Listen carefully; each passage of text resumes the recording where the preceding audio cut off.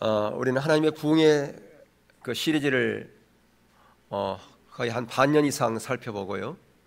이제 성령에 관한 그런 시리즈를 살피려고 합니다. 오늘 그 네 번째 시간입니다. 우리가 세 번에 걸쳐서 성령님의 특징에 대해서 21가지 성령님의 특징에 대해서 우리가 살폈고요.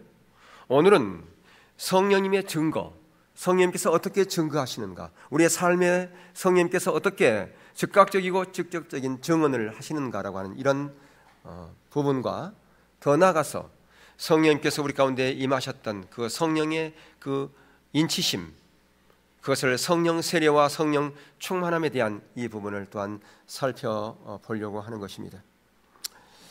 제 아들만 십자가의 부활의 그 주님을 증거한 것이 아니었습니다. 부활의 주님을 증거하신 분은 실질적으로는 성령님이라고 하는 사실을 우리는 너무나 잊고 살아갈 때가 많습니다. 저와 여러분이 구원받은 것도 마찬가지입니다.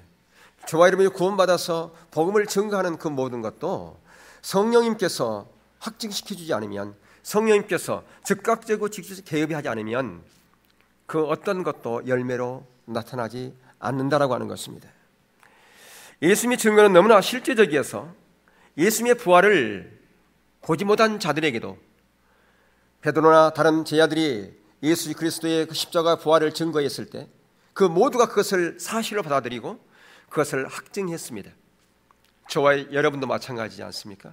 우리가 예수 그리스도를 구주로 영접하는 것, 그리고 예수님께서 우리의 죄를 위하여 십자가에 죽으시고 그분께서 부활하시고 성취하셨다는 그 모든 사실을 우리가 확실하게 믿는 것은, 그것은 성령님께서 증거하셨기 때문에, 성령님께서 우리 가운데 직접적으로 즉각적으로 증언하셨기 때문에 우리가 그것을 확실히 안다라고 하는 것입니다.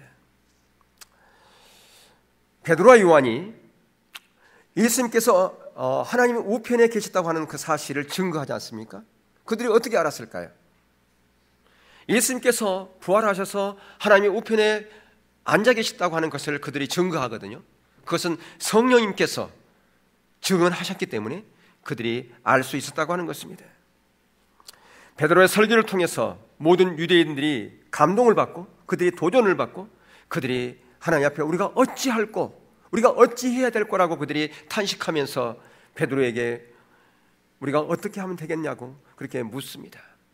그들은 베드로의 설교를 들으면서 베드로에게는 우리가 없는 무언가가 있다고 하는 것을 그들은 직감적으로 깨닫게 되었습니다. 그러면서 그들은 베드로가 그들에게 강력한 메시지를 전하고 있죠. 베드로는 7주전만 하더라도 여자 그 하인 앞에서 예수님을 저주하면서 부인했던 그런 베드로였었습니다. 그런데 지금은 종교 지도들 앞에서, 유대 그 관원들 앞에서 담대하게 예수 그리스도를 증거하고 있었어요. 그런데 그렇게 증거할 때, 그들이 받아들일 때 그들이 그 말씀을 그대로 받고 있어요. 마음에 찔림이 있어요. 그건 왜 그랬을까요?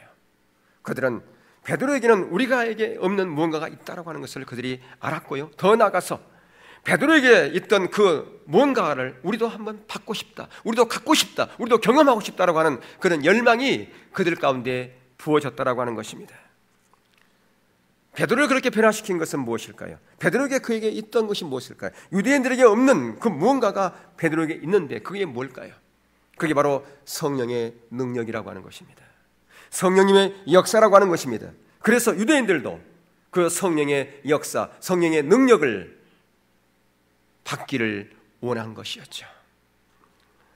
베드로는 강력하고 담대하게 하나님의 말씀을 전할 수 있었던 그 모든 것들은 바로 성령의 그 권능으로 말미암아, 성령의 능력으로 말미암아 성령님께서 베드로 안에 와 계셨기 때문에 그 모든 것이 가능했다라고 하는 것입니다. 바로 이것을 우리는 성경에서 뭐라고 말하느냐, 성령으로 인을 쳤다라고 그렇게 성경은 우리에게 말씀해 주고 있습니다. 여러분, 성령으로 인쳤다라고 하는 게 뭡니까? 도장 찍었다는 거 아니겠습니까? 또 인을 치다, 도장을 찍다라고 하는 이 말씀에는 기본적으로 5가지 의미가 담겨져 있습니다. 가장 먼저는 진짜임을 증명하다 또는 권한을 주다라고 하는 것이죠. 도장을 준다고 하는 것은 권한을 이임한다라고 하는 것입니다. 도장을 찍다라고 하는 것은 그것이 진짜임을 증명한다는 그런 의미입니다. 그래서 어떤 진술서에 의해서 그것이 진정이라고 하는 그것을 하고 나서 사인을 하지 않습니다. 이게 진짜다. 근데 그것이 도장이 없으면 그걸 확인할 수가 없어요. 이게 진짜인지 가짜인지 판명이 안 되는 겁니다. 뭘 보고 판명하느냐? 도장을 보고. 그래서 그 도장이 어떤 사람들은 가짜로 파기도 하지 않습니까? 그래서 문서를 확실하게 하기 위해서 도장을 찍습니다. 진짜인 것을 보여주기 위해서 도장을 찍는다라고 하는 것입니다. 두 번째 또 인을 친다라고 하는 그 의미는 소유권을 표시하지요. 소유권.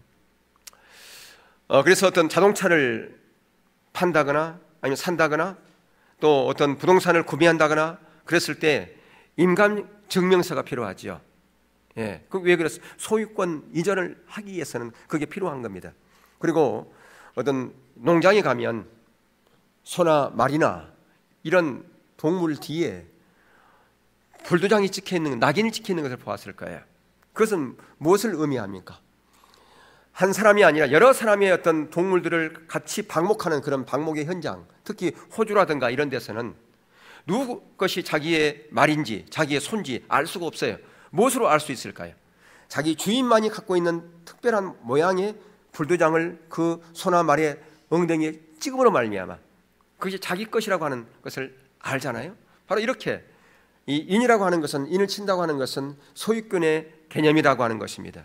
세 번째는 안전을 위해서 사용합니다. 여러분 군대 다녀오시면 알겠지만 이런 탄약고라든가 이런 때 시건양체를 하고 나서 거기에 뭘 합니까? 봉인을 합니다. 도장을 찍어가지고 거기다 테이프를 바르거든요. 그것은 뭐냐면 그것은 이 봉인된 부분이 파손되면 누가 들어온 흔적 그걸 발견하기 위해서 아무나 거기에 침범하지 못하도록 손 못 대기 위해서 안전을 위해서 그렇게 봉인을 하는 경우가 있죠. 바로 안전을 지키기 위함이다. 그런 의미가 있습니다. 네 번째, 이는 승인을 합니다. 이것은 다른 사람을 인정할 때 다른 사람에게 어떤 이 사람은 정말 믿을 만한 사람입니다라고 청구하고 나서 거기에 도장을 찍어주죠. 인정한다는 겁니다. 마지막 다섯 번째는 한 개인의 운명을 인쳤다라고 하는 그런 의미가 담겨져 있습니다. 이게 매우 중요한 뜻인데요. 하나님께서 우리를 소유 삼으면서 우리의 인생에 우리 운명을 바꿔버리는 도장을 찍어버렸다고 하는 거예요. 그러니까 우리가 예수 믿기 전과 예수 믿은 후에 우리의 운명이 바뀌는 겁니다. 여러분 믿지 않는 사람들은 그 사람의 운명이 있다 그러잖아요. 아니에요. 예수 믿는 사람은 운명이 바뀝니다. 예수 믿으면서 우리의 운명이 바뀌어버린다고 하는 것입니다. 왜요? 그 운명에 우리 인생에 누가 개입하니까? 하나님이 개입하셔서 성령님께서 인을 쳐버렸기 때문에 우리의 인생이 바뀐다라고 하는 것이죠. 왜요? 우리가 하나님의 자녀이기 때문에 그렇습니다. 우리가 예수 그리스도를 구주로 영접하는 그 순간 성령님께서 우리를 인치면서 우리를 하나님의 자녀로 삼아버리는 것이죠. 디모데후서 2장 19절에 보면 그러나 하나님의 견고한 터는 섰으니 인침이 있어 일렀으되 주께서 자기 백성을 아신다 하며 주님께서 자기 백성을 압니다. 왜 압니까? 인을 쳤기 때문에 안다 그 말이에요. 자기의 소유기 때문에 안다 그 말이에요. 방목하는 그 농장에서 자기 소유임을 안다라고 하는 거예요. 정신 차리라는 거예요. 중요한 메시지를 전하는, 졸지 말라는 거죠. 잘 갖다 붙이죠, 그죠? 자, 그래서 이것은 어떤 의미를 갖고 있는가? 이 오늘 디모데후서 2장 19절 그러나 하나님의 견고한 터는 섰으니 인침이 있을 때 주께서 자기 백성을 아신다. 이 안다는 의미에 이건 어떤 의미를 갖고 있느냐? 이건 진짜임을 증명한다는 겁니다. 이 안다는 것은 진짜를 안다는 거예요. 가짜와 진짜, 너는 나의 진짜야. 이걸 안다는 거예요. 하나님이 우리를 아는 거예요. 어떻게 안다고요? 너는 진짜야라 이렇게 안다는 거예요. 가짜가 아니야. 너는 진짜 내 자녀라니까 그렇게 안다는 거예요. 두 번째는 하나님의 소유라는 거예요. 소유니까 아는 거예요. 세 번째는 우리가 받은 하나님의 인은 우리를 안전을 보증하는 거예요. 너는 내 소유이기 때문에, 내 자녀이기 때문에 내가 너를 보호할 거야. 부모가 자녀에 대해서 항상 보호하잖아요. 어린애 다칠까 봐서. 다른 데로 가면 안 돼. 이리 와. 뛰어가가지고 그 애를 보호하지 않습니까? 예, 안전을 보호한다는 겁니다.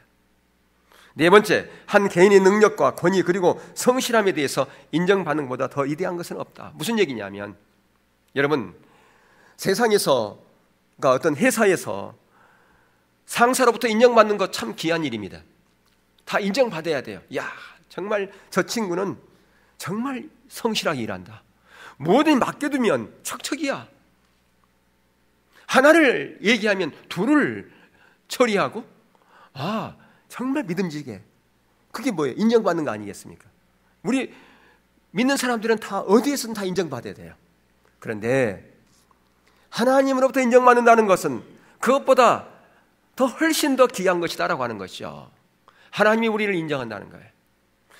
여러분 혹시 회사에서 인정받으면 좋지만 인정 못 받을 수도 있어요. 사람으로부터 인정 못 받을 수 있어요. 그것 때문에 속상해하지 마세요. 왜? 하나님이 저와 이름을 뭐하고 있으니까? 인정하고 있으니까요. 하나님으로부터 인정받는다. 그것보다 더 소중한 일이 없고 더 귀한 일이 없고 더 값진 일이 없다 그 말이에요. 다섯 번째, 우리는 영원한 소명의 인침을 받았다. 무슨 얘기예요?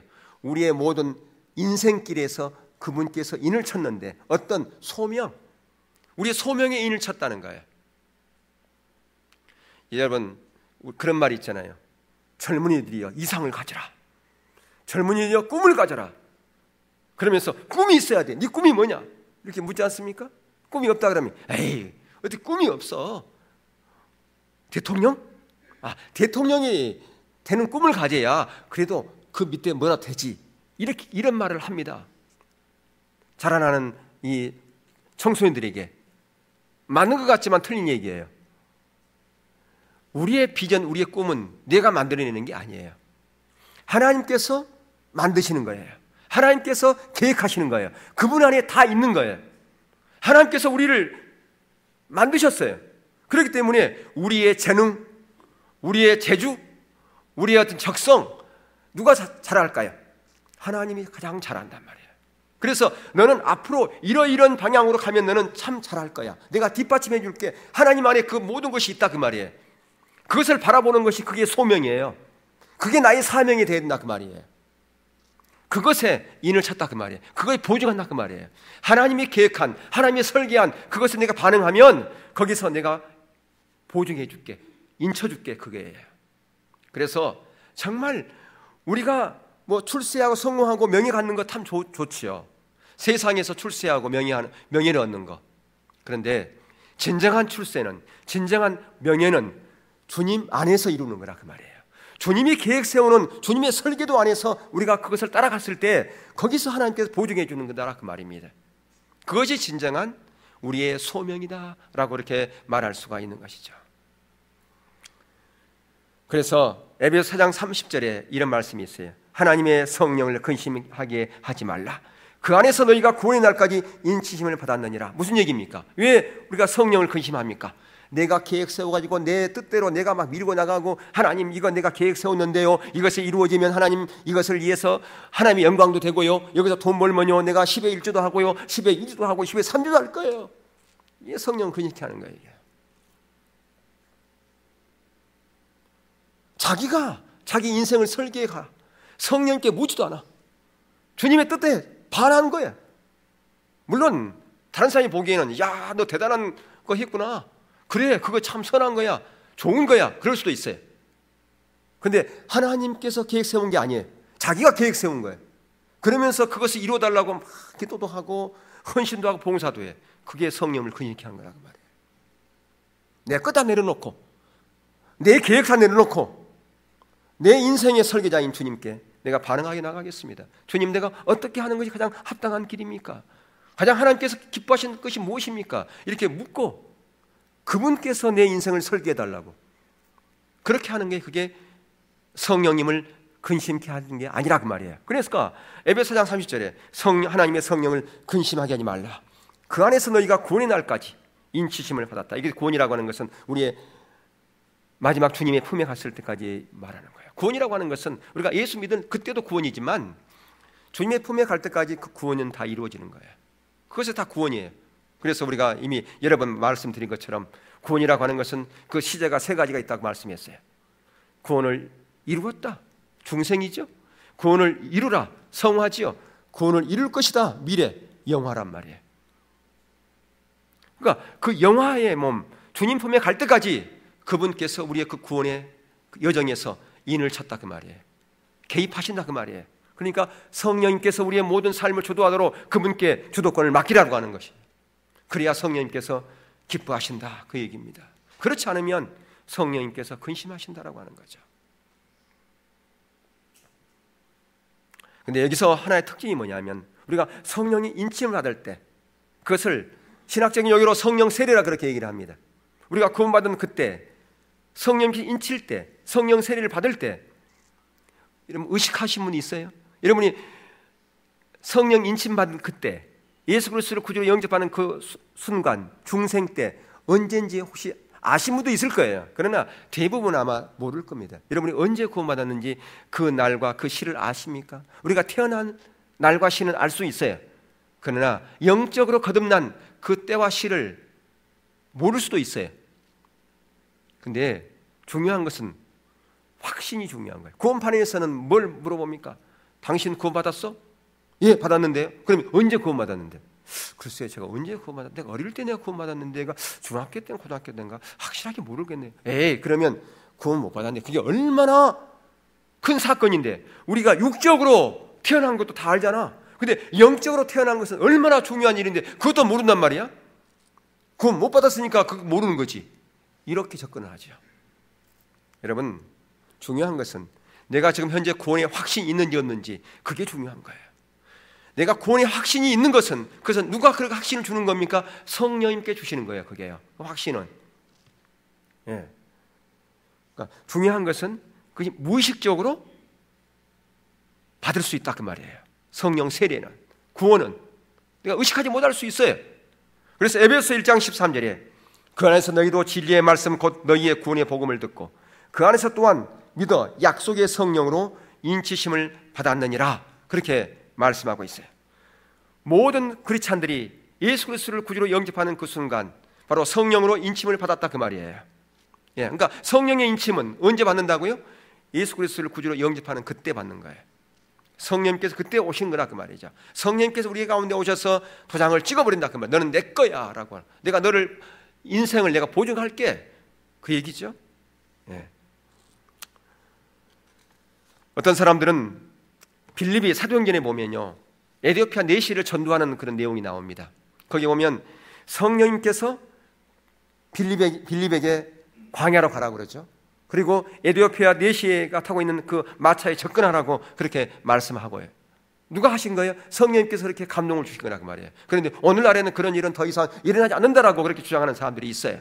왜 그런 일이 없는가? 성경이 완성되어졌기 때문에 그런 일은 없다라고 하는 그렇게 말하는 사람들이 있습니다. 단순히 우리는 이 말씀을 우리의 삶에 적용할 뿐이지 빌립과 같은 그런 역사들은 더 이상 이제는 끝났다라고 그렇게 말하는 사람이 있어요.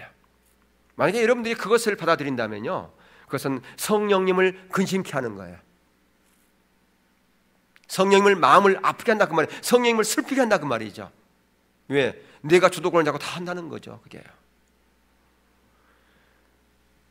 복음이 전파될 때 성령님은 우리의 생각과 마음에 복음을 적용하신 분이에요.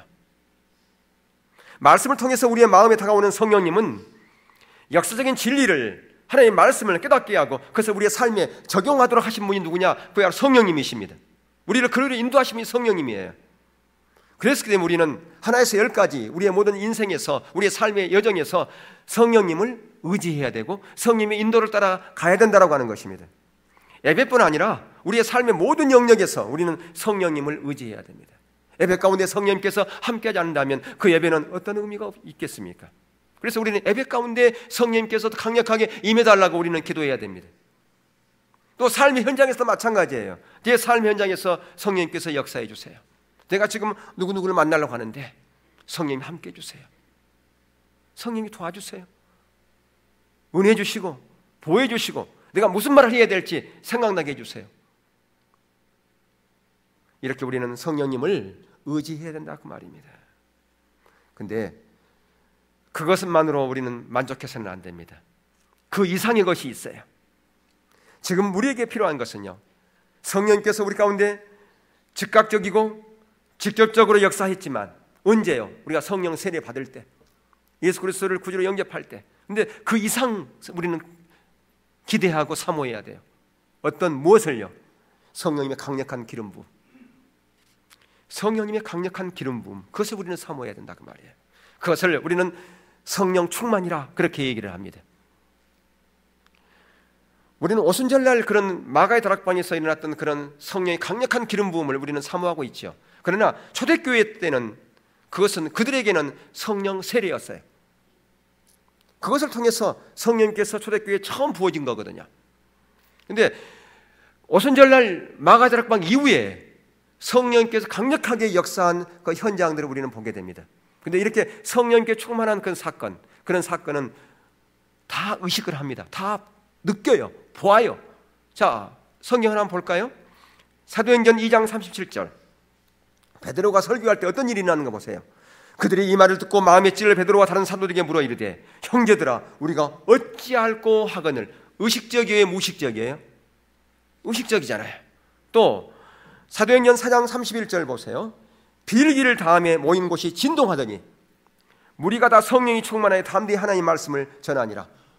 의식적이죠? 다 느끼잖아요, 이게요. 그러니까 성령 충만한 그런 역사 현장은 다 보고 느낀다 그 말이에요.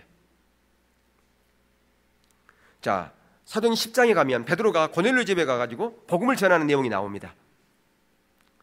거기도 성령님께서 즉각적이고 직접적으로 개입하셨어요. 그러니까 즉각적으로 개입하십니다. 직접적으로 개입하십니다. 성령님께서 누구를 통해서 하시는 게 아니라 그분께 직접 하신다 그 말이에요. 그러니까 여러분들도 성령님께서 직접 여러분 가운데 개입하시니까, 즉각 개입하시니까 그것을 사모해야 된단 말이에요. 다른 사람이 나에게 안수해주면 아니라니까요. 다른 사람이 나에게 기도를 해주면, 어디 집회에 가면 아니라니까요. 그분께서 언제든지 우리 가운데 직접적으로, 즉각적으로 개입할 준비가 되어 있어요, 성령님은. 자, 사도행전 10장 44절 45절 보겠습니다. 베드로가 이 말을 할 때에 성령이 말씀을 듣는 모든 사람에게 내려오시니 베드로와 함께 온 할례받은 신자들이 이방인들에게도 성령 부어주심으로 말미암아 놀라니. 놀랐어요, 안 놀랐어요? 보았기 때문에 놀란 거예요. 성령께서 역사하신 그 현장을 보았기 때문에 놀란 거다 그 말입니다. 이처럼 성령 충만은 많은 경우에 모든 사람이 다 의식할 수 있도록 그렇게 경험하는 역사적인 사건이다, 그렇게 말할 수가 있겠습니다. 자, 그런데 이 성령 충만은 예수 그리스도를 구주로 영접하는 그 순간 성령 세례 이후에 계속해서 반복적으로 임하는 사건이다 라고 하는 것이죠. 한 번으로 끝나는 게 아니라 그 말이에요. 어떤 사람은 주장하기를 성령이 충만의 이 반복적인 사건은 더 이상 일어나지 않는다라고 그렇게 얘기를 합니다. 오순절날 한 번 딱 끝나고 더 이상 반복되지 않는다. 그래서 단회적인 것이라고 주장을 해요. 그런데 성경에 보면 한 번으로 끝나는 게 아니라 반복되어졌다고 하는 것을 계속해서 설명해 주고 있지 않습니까? 또 어떤 사람은 성령 세례 이것을 방언과 연결시키는 사람도 있어요. 우리가 구원받은 이후에 성령 세례는 나중에 받는다. 언제? 방언하면. 그렇게 주장하는 교단도 있는데 그거 아니라는 거예요. 근데 이 성령 세례는 성화는 아니지만요, 우리의 삶이 변화되는 이 성화에 아주 밀접한 관련이 있습니다. 우리의 삶을 변화시키는 그것에 있어서 촉매자 역할을 하는 것이 뭐냐? 바로 이게 성령 세례라 그 말입니다. 성령 세례를 받아야 그 사람의 삶이 변화되는 것이 시작되어지는 거예요. 근데 삶이 근본적으로 완전히 변화되는 사건은 무엇을 통해서냐? 성령 충만의 사건이에요. 물론 이제 오늘 다 살펴보지 못하겠지만 성령 세례와 성령 충만을 좀 살펴볼 건데요. 성령 세례는 우리가 예수 그리스도를 구주로 영접하는 그 중생 때, 그때 바로 성령께서 우리를 인친 사건을 성령 세례라 그렇게 얘기를 하고, 반복적으로 성령께서 임하신 후속적인 성령의 사건을 성령 충만이라 그렇게 얘기를 합니다. 그런데 성령 충만은 두 가지가 있어요. 우리의 모든 삶의 현장에서 일어나는 그 성령 충만이 있는가 하면 마가의 다락방에 임했던 그렇게 강력한 그런, 또 하나님의 부흥, 1907년에 평양에 임했던 그런 부흥, 웨일즈에 일어났던 그런 부흥, 그렇게 강력하게 성령께서 소낙비아가 쏟아버리는, 그게 그런 성령 충만이 있어요. 그렇게 성령 충만한 그런 사건이 있을 때 어떤 일이 났습니까? 우리가 이미 부흥 시리즈에서 살펴본 것처럼 그렇게 하나님의 부흥이 임하면 수많은 사람들이 한꺼번에 회심하는 사건들이 일어납니다. 그런데 믿는 사람들뿐 아니라 믿지 않는 사람이 회심하는 사건이 일어나거든요. 그런데 그때에 회심하는 사람들이 삶이 근본적으로 전환되어졌다 그 말이에요. 완전히 바뀌어버려요. 180도로. 수많은 사람들이 회심하여서 그 사람들이 회심할 뿐 아니라 예수 그리스도를 구주로 영접할 뿐 아니라 그들의 삶 자체가 근본적으로 변화되는 역사들이 일어났다 그 말이죠. 그래서 사회 전체의 분위기 자체가 바뀌어버리는 그런 일들, 예, 그것을 우리는 고대하고 있지 않습니까? 그게 우리 교회의 비전 아닙니까? 그런 하나님의 부흥이, 그런 놀라운 하나님의 부흥이 이곳, 이 나라, 이 민족 가운데, 이 지역 가운데 임하기를 위해서 우리는 그것을 위해서 기도하고 있는 것이죠. 어떻든 이 성령 세례가 성화의 첫 출발이고요, 그것을 통해서 우리 가운데 진정한 환희와 기쁨과 감사가 시작되어진다라고 하는 겁니다. 자, 우리가 성령 세례와 성령 충만에 대한 이 부분을 분명하게 알 필요가 있어요. 그래야 우리가 성령의 이 사역을 우리가 사모하고 또 이 성령 사역이 우리 가운데 더 기름 부어질 수 있도록 하기 위해서는 이 부분을 바로 알 필요가 있습니다. 근데 이제 이 성령 세례와 성령 충만의 이 부분을, 이 의미는 똑같은데 단어 자체를 이렇게 반대로 설명하는 분이 있어요. 우리가 이미 공부하고 잘 아는 그 로이존스 목사님, 그리고 그 후임인 알트킨들 목사님, 이런 분 같은 경우는 성령 이 충만을 성령 세례라 불러요. 그러니까 우리가 지금 보통 일반 신학자들이나 일반 사람들이 갖고 있는 그 개념과 좋은 단어를 달리하고 있다고 하는 겁니다. 자, 그러면 성령 세례가 뭔가 하려고 하는 그 의미를 먼저 살펴볼 거예요. 아까 제가 먼저 서두에 성령 세례는 언제 받는 거라고 그랬어요? 예수 그리스도를 구주로 영접하는 그때, 처음 예수 믿을 때, 그때 성령께서 우리 가운데 온 그 사건을 성령 세례라 그렇게 얘기를 합니다. 근데 성령 세례 받았고 그럼 물 세례는 뭐냐? 이러면 세례 받은 분 많잖아요, 그죠? 네, 유감스럽게도 물 세례 받았지만 성령 세례 안 받은 분도 있어요. 군대에 가서 세례 받은 분이 있잖아요. 예전에는 초코파이 줬는데 요즘은, 아까 일부 예배 때 물어보니까 요즘은 햄버거 준다고 그러더라고요. 그래서 논산훈련소에서 햄버거 받아 먹으려고 세례 받는 사람들이 있대요.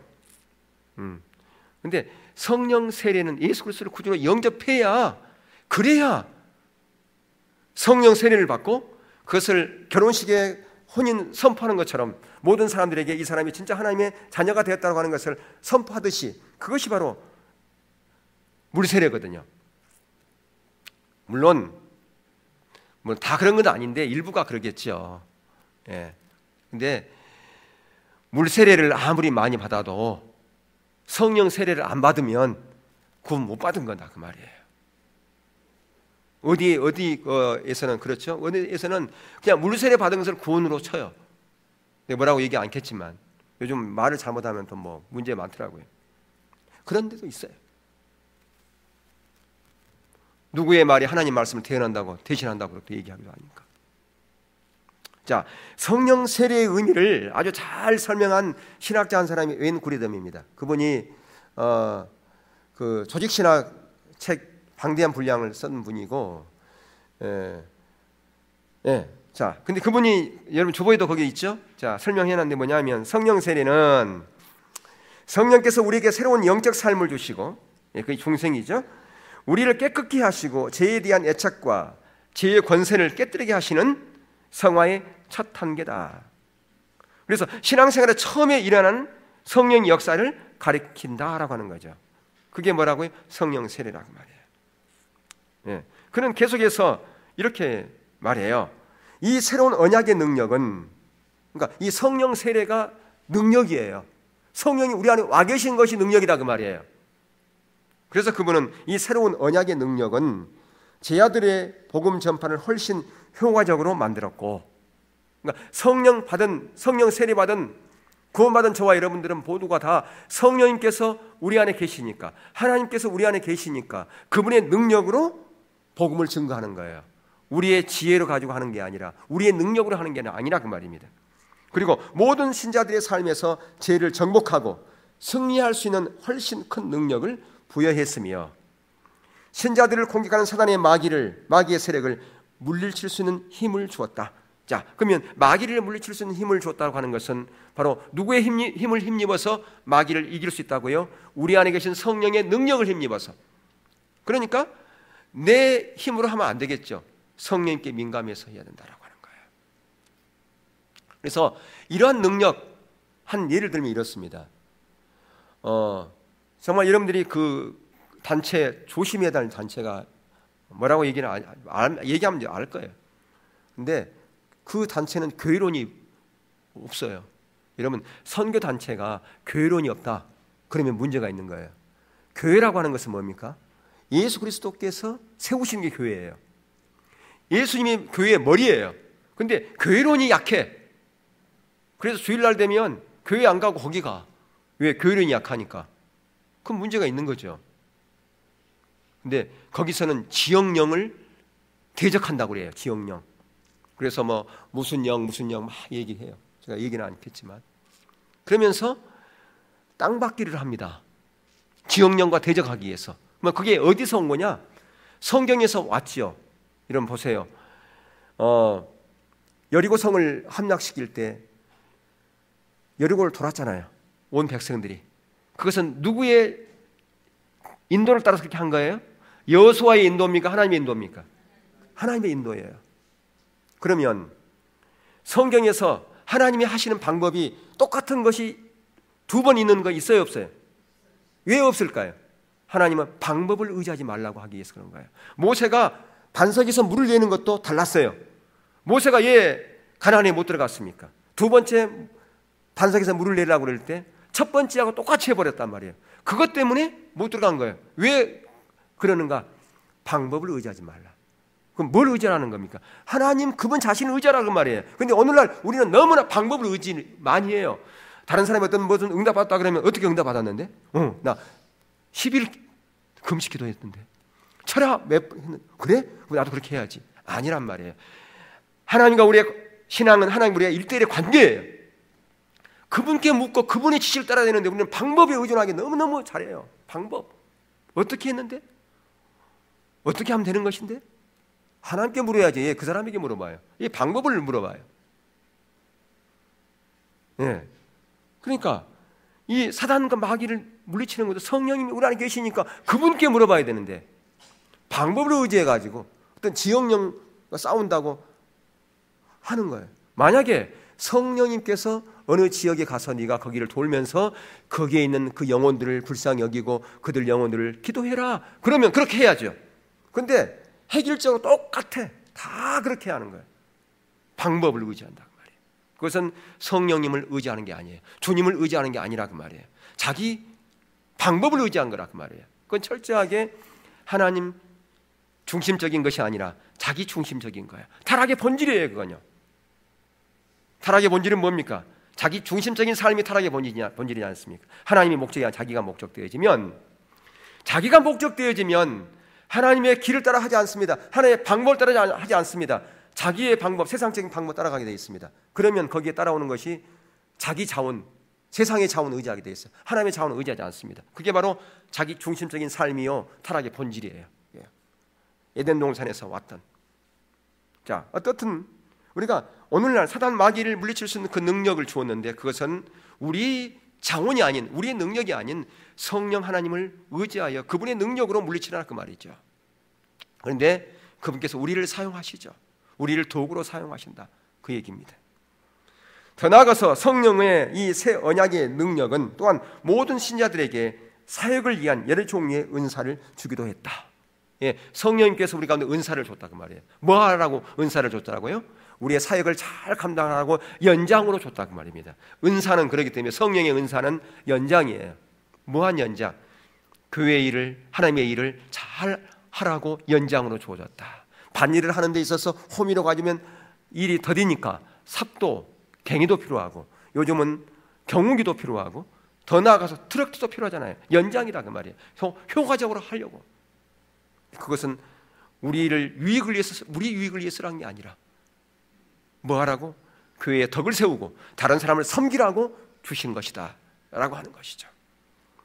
자, 이런 성령님은 천지를 창조할 때도 계셨고 구약에서도 역사하셨어요. 근데 구약에서 역사하신 성령님은요 굉장히 제한적이었습니다.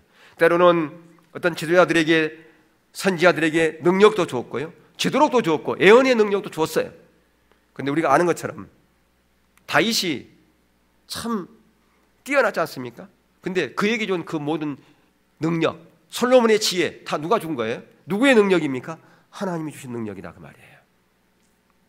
근데 성령님께서 주신 능력이었죠. 근데 구약에서는 제한적이었어요. 왕, 제사장, 선지자 이런 사람들에게 국한되어 있었고, 또 그것이 영원히 함께한 게 아니라 때로는 해수에 갔어요. 사울왕 같은 경우. 근데 신약에 와서는 어땠어요? 신약에 와서는 성령께서, 우리가 예수 그리스도를 구주로 영접하는 그 순간 성령께서 우리 가운데 오셨단 말이에요. 우리를 인쳤어요. 근데 영원히 함께 계신다 그 말이에요. 구약에는요 그 성령의 능력이 제한적이었다. 어떻게 제한적이었습니까? 이스라엘을 하나님께 택한 것은 그 이스라엘을 통해서 이방 나라를 하나님의 백성 삼기 위해서 이스라엘을 택했는데, 근데 어느 다른 나라도 복음화시키지 못했어요. 근데 신약에 와가지고 성령의 능력이, 권능이 사도행 1장 8절에 그 말씀처럼 그렇게 임했을 때 예루살렘과 유다뿐 아니라 사마리아뿐 아니라 온 땅끝까지 이르러 하나님의 나라가 확장되어지고 세워지지 않습니까? 왜요? 신약의 성령의 능력이 훨씬 더 강력하기 때문에 그렇다라고 하는 것입니다. 우리는 그러한 지금 신약 시대에 살아가고 있는 거예요. 그래서 모세가 뭐라고 하나님께 기도했습니까? 민수기 11장 20절에 여호와께서 그의 영을 그 모든 백성에게 주사 다 선지자 되게 하시기를 원합니다. 그가 그렇게 원했어요. 지금 성령의 능력 가지고 안 됩니다. 더 부어주세요. 갈망했죠. 그리고 앞으로 그런 일들이 일어날 것이라고 성경은, 구약 성경에서는 계속해서 예고하고 있어요. 우리가 잘 아는 것처럼 에레미야 31장 31절 이하에 거기 보면, 자, 나 여호와가 말하노라. 보라, 날이 이르느니 내가 이스라엘 집과 유다 집에 새 언약을 세우리라. 나 여호와가 말하노라. 이 언약은 내가 그들의 열조의 손을 잡고 애굽 땅에서 인도하여 내던 날에 세운 것과 같이 아니할 것은 내가 그들의 남편이 되었어도 그들이 내 언약을 파했습니다. 나 여호와가 말하노라. 그러나 그날 후에 내가 이스라엘 집에 세울 언약은 이러하니 곧 내가 나의 법을 그들 속에 두며 그 마음에 기록하여 나는 그들의 하나님이 되고 그들은 나의 백성이 될 것이라. 우리의 마음에, 돌비가 아닌 우리의 마음에 새겼어요. 누구를 통해서? 성령께서 인치심을 통해서 우리의 마음에 새겼다 그 말이에요. 그것을 지금 에레미야 31장 31절 이하에서 저 신약을 바라보면서 예언하고 있잖아요.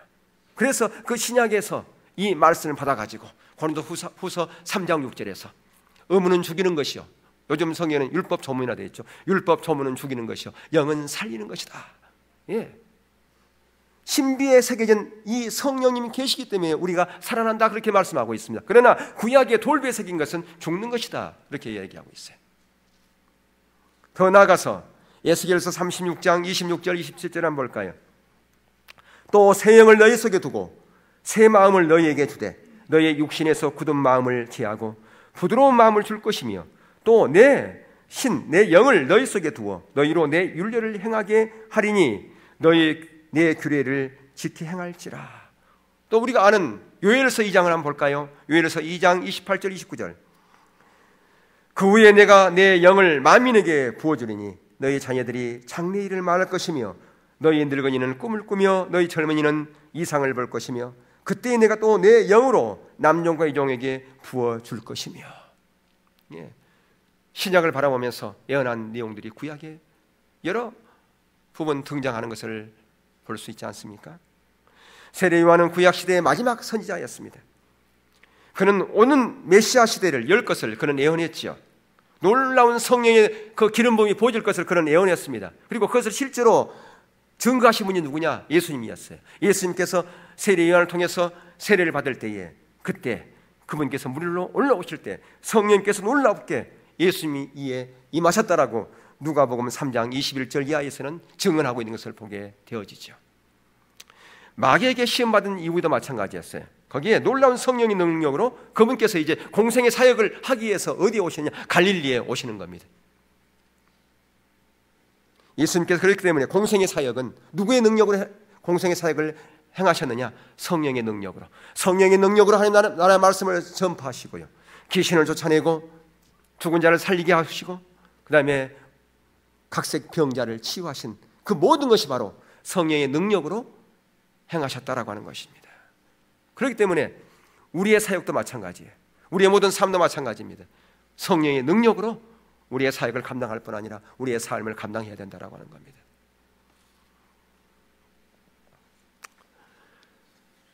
그러나 당시 예수님의 제자들이 새로운 언약이 그들 가운데, 새로운 능력이 그들 가운데 부어진 그것은 언제부터 했습니까? 오순절날 이후 때부터였어요. 오순절날 성령님께서 마가다락방에 임하신 그 사건 이후로 바로 이 일이 가능했다라고 하는 겁니다.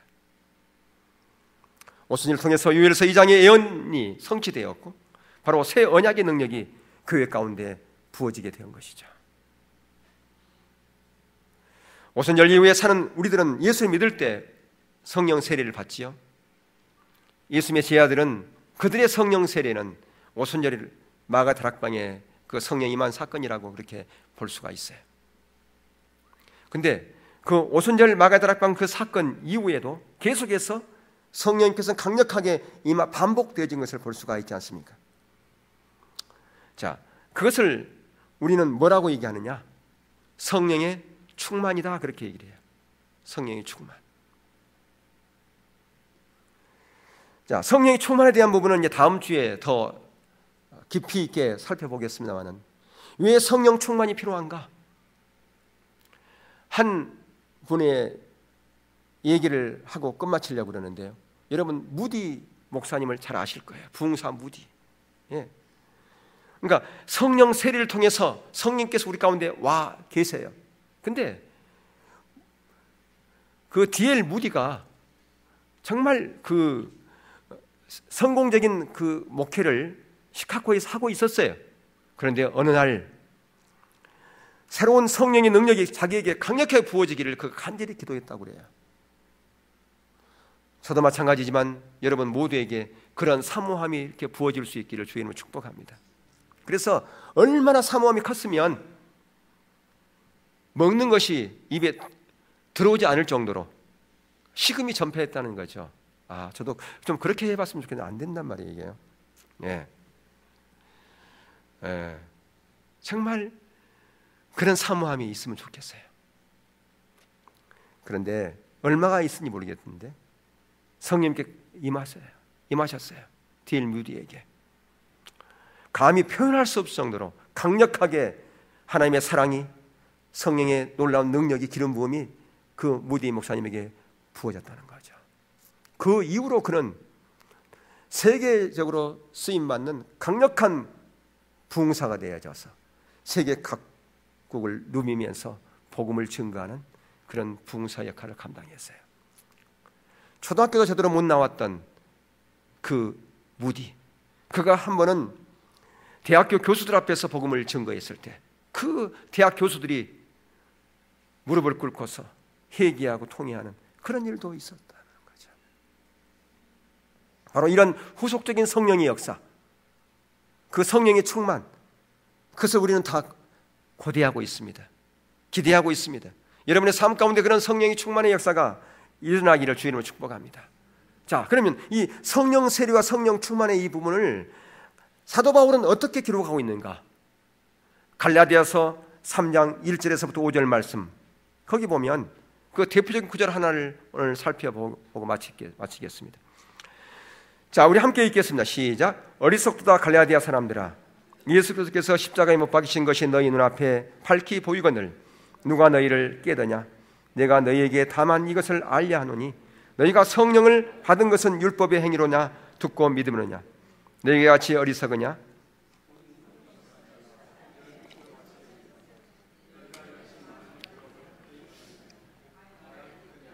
너에게 성령을 주시고 너희 가운데서 능력을 행하시는 이의 일이 율법의 행위에서냐 듣고 믿음에서냐.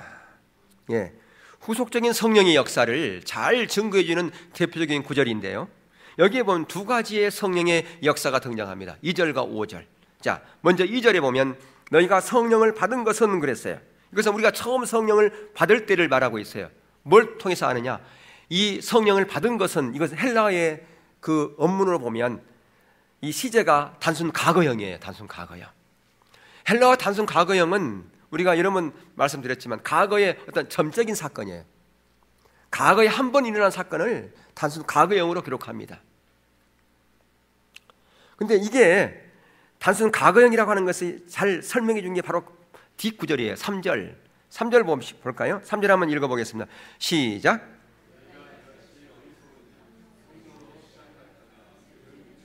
예, 거기 오면 너희가 이같이 어리석으냐? 뭘로 시작했다가? 성령으로 시작했다가. 예, 그러니까 바로 뒷구절에서 성령으로 시작했다. 성령 세례, 성령으로 우리가 처음 예수 그리스도를 구주로 영접할 때 성령께 왔다라고 하는 것을 거기서 설명해 주고 있잖아요. 예, 우리 신앙의 시작과 함께 성령으로 시작하는 거예요. 신앙의 첫 출발이. 예. 자, 그런데 5절을 볼까요? 5절은 달라요. 그 성령의 역사가 다릅니다. 너희에게 성령을 주시고 그랬죠. 이 동사는 헬라어에서 현재형이에요. 헬라어 현재형은 두 가지 의미를 갖고 있어요. 시간적인 현재, 시간적으로 현재라 그 말이에요. 그리고 행동 종류가 반복이에요. 시간적으로는 현재고 행동적으로는 반복을 얘기하는 거예요. 지금 현재 일어나고 있는 것인데 그게 어떻게 된다고요? 반복적으로 일어난다. 그럴 때 헬라어에서는 현재형을 써요. 근데 여기서 너에게 성령을 주시고, 이 성령을 지금 주는 것은 과거에 예수 믿을 때 받은 게 아니고 지금 성령을 주시는데 그게 반복적으로 주신다. 후속적인 성령의 역사를 지금 설명해 주고 있다 그 말이에요. 자, 그러면 이 구절에서 우리는 후속적인 성령의 역사에 대해서 몇 가지 중요한 점을 볼 수가 있는데요. 첫 번째, 성령께서 지속적으로 임하시는 것과 하나님께서 우리 가운데 능력으로 역사하시는 것이 서로 연관되어 있어요. 예. 성령께서 왜 지속적으로 역사하는가? 왜 그럴까요? 우리에게 계속해서 주님의 능력을 부여하려고. 우리가 연약하니까, 부족하니까. 그래서 에베소서에서도 사도 바울이 그 성도들에게 기도할 때 지혜와 계시에 뭘 주셔서? 영을 주어서 하나님을 알게 하시고. 예, 그렇게 기도하고 있는 거예요. 지속적으로 성령께서 우리 가운데 임해야 성령님을 알 뿐 아니라 우리에게 맡겨진 사명을 감당할 수 있기 때문에. 근데 이러한 성령님을 왜 소멸합니까? 성령님에 관해서 죄를 짓는 것 두 가지가 있죠. 성령을 근심케 하는 것도 죄고요, 성령을 소멸케 하는 것도 죄입니다. 근데 성령을 소멸케 하는 것은 뭘과 연관이에요? 성령 충만과 연관되는 거고, 성령을 근심케 하는 것은 성령 세례와 연관되는 거예요. 여기 성령 계속해서 우리가 반복적으로 그 성령님께서 능력을 부어야만이 우리가 성령님을, 그분의 능력을 힘입어서 사역을 감당해야 되는데, 내가 내 지혜 가지고 내 능력 가지고 내가 내 인생을 설계해 간다 그러면 성령을 소멸하는 것이다 그 말이에요. 두 번째, 후속적인 성령의 역사는 반복적으로 임하는 것이다. 예. 세 번째, 성령의 세례와 후속적인 성령의 역사는 모두가 다 무엇으로 받는 겁니까? 우리의 행위로 받는 거예요? 믿음으로 받는 겁니까? 믿음으로 받는 거다. 예. 그러니까 어떤 사람들은 예수 그리스도를 구주로 영접한 그 성령 세례는 믿음으로 받는 거지만 성령 충만은 우리가 뭔가를 해야만이 그 행위로 받는 거라 생각하는 사람이 있어요. 아니라는 거죠.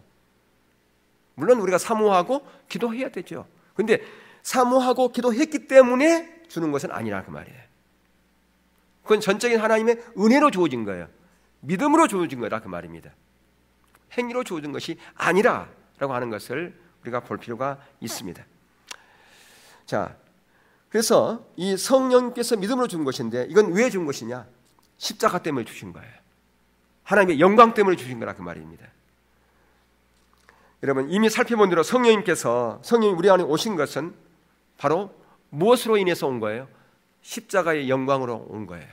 그러니까 예수님께서 영광을 받으셨다 그 말은 그분께 십자가에 달려 죽으시고 부활하시고 승천하신 것, 그것이 바로 예수님의 영광이다, 그렇게 얘기를 하는 겁니다. 예수님이 영광을 받으신 것은 바로 성령님을 우리 가운데 보내주심이 아니다, 이해합니다라고 하는 겁니다. 그러니까 그 구원하고 똑같은 거예요.